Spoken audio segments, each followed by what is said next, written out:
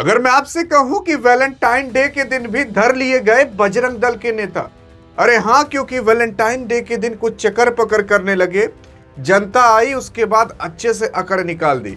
आइए देखते हैं कि आखिरकार ये बजरंग दल है क्या और बार बार ये चर्चा में क्यों आता है, और अभी हाल फिलहाल इसने वैलेंटाइन डे के दिन ऐसा क्या कर दिया कि इनका वैलेंटाइन डे ही निकल गया। देखने की अगर आप कोशिश करोगे तो बजरंग दल एक तो संगठन बनाया गया है। ये अपने ऊपर जिम्मेदारी ली है कि हम हिंदू को बचाएंगे।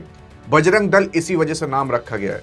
बजरंग दल का आप काफी बार नाम सुने होंगे कि जब मोहम्मद दीपक करके केस आया था, जहां पर एक ठो जिम का आदमी था और एक ठो दुकान थी जहां पर बाबा लिखा था, मुस्लिम का लेकिन वो दुकान था, तो बजरंग दल के वहां पर नेता जाते हैं, कहते हैं कि बाबा हटा लीजिए। तब उसके बाद आपके मोहम्मद दीपक आते हैं बचाने के लिए। बहुत बड़ा केस ये बना था। तो वहां पर जो झगड़ा लड़ाई और आतंक फैलाने का काम कर रहे थे वो बजरंग दल के ही लोग थे। फिर उसके उन लोगों के खिलाफ अकेले ये बंदा लड़ा और आज जीत कर दिखाया। मतलब पूरा बजरंग दल एक हो गया और एक आदमी इधर था। औकात दिखा दी इस बंदे ने। फिर उसके बाद अगर आप देखने की कोशिश करोगे तो ऐसा कईयों बार हुआ है कि बजरंग दल के लोग कूटे गए हैं, वो भी जनता के बीच कूटे गए हैं। और इससे पहले हाल फिलहाल ये लोग उन्नाव में धराए थे। उससे पहले ये लोग एक मुस्लिम लड़के के पास गए थे, तो मुस्लिम की जो पूरी की पूरी कॉलोनी थी इनको धर ली थी, सिर उड़ तक फोड़ डाली थी। यहां पर देखने की कोशिश करोगे तो ये कुछ नाबालिग बच्चे टाइप के दिख रहे हैं।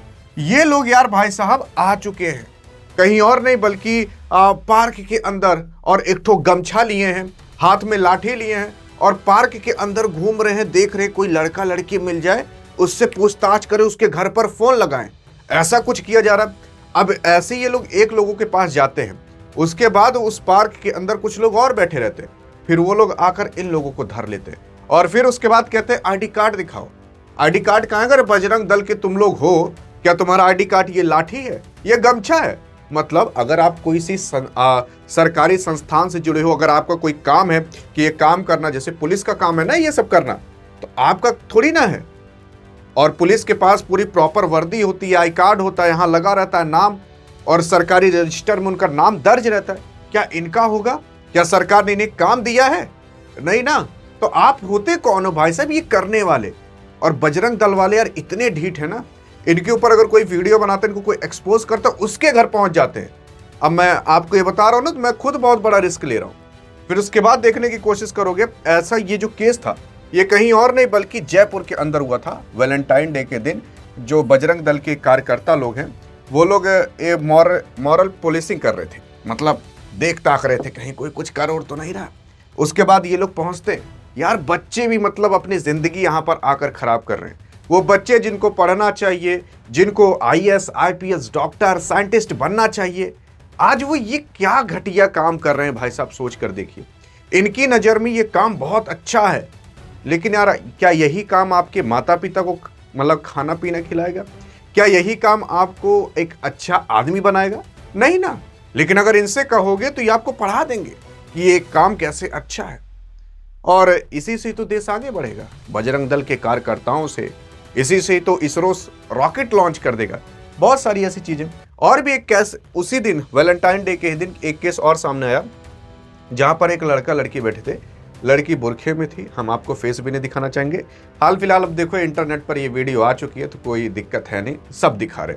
दूसरी चीज, यहाँ पर बजरंग दल के कार्यकर्ता थे, ये लड़का लड़की आपस में बैठे थे, 4-5 लोग रहते हैं, घेर लेते हैं लड़का लड़की को, लड़का लड़की डर जाते हैं और उसके बाद इससे पूछताछ की जाती है। तो पता चलता है, लड़का बताता है कि मेरी बहन है और लड़की बताती है मेरा भाई है। अब भाई बहन थे कि नहीं थे वो बात की बात है, लेकिन फिर उसके बाद बजरंग दल के कार्यकर्ता जबरदस्ती इन लोगों से राखी बनवाते हैं और लड़के से लड़की का पैर छुवाते हैं, मतलब लड़का लड़की का पैर छूता है। चलो ये बात अच्छी है, लेकिन अगर मान लेते हैं कि वो लोग गर्लफ्रेंड या बॉयफ्रेंड होते, तो ये तो आप जबरदस्ती करा रहे हो। क्या पता वो लोग आगे अपना पूरा करियर एक साथ बिताना चाहते थे या पूरा जीवन एक साथ बिताना चाहते थे। आज उन दोनों के बीच आपने एक कठोस पैदा कर दिया, तो मतलब ये बातें गलत है ना। और जो बजरंग दल के कार्यकर्ता जबरदस्ती कर रहे हैं, ये कहीं और से नहीं बल्कि आया है भाई साहब, एमपी का न्यूज़ है, वहाँ की राजधानी जो भोपाल है वहाँ से ये न्यूज़ आया। फिर उसके बाद आप देखने की कोशिश करोगे, यहाँ पर जो राकेश प्रजापति थे वो पूरा का पूरा इस चीज़ के बारे में बताते हैं, और चिनार पार्क वहाँ पर था, वहीं पर ये सारा का पूरा कांड हुआ था।